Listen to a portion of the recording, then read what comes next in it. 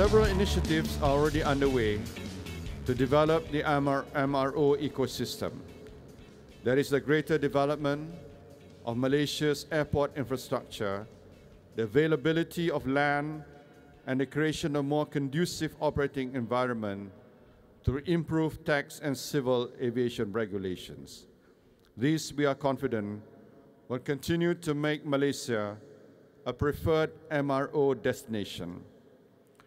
However, even as we speak, we are ever mindful of the changing landscape of the industry. There is more involvement of OEMs. Aircraft manufacturers are more involved in supporting their aircraft after delivery. The trend of airlines asking for aftermarket services will increase. The OEMs have the intellectual property and be able to drive a high reliability rate and accountable for achieving them. The continued investment in facilities, the focus on process innovations, technology breakthroughs, and training are ever pressing to ensure competitiveness. There is also the persistent issue of whether the industry can produce enough skilled personnel to meet mounting MRO requirements.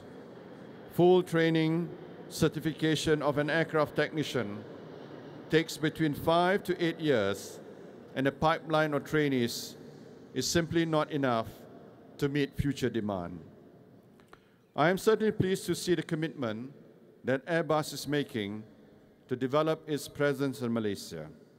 SAE will be able to offer world-class maintenance services to airlines from across the region and even beyond, while the new Airbus Customer Services Facility will put Malaysia on the international map for a center for specialized aerospace engineering services.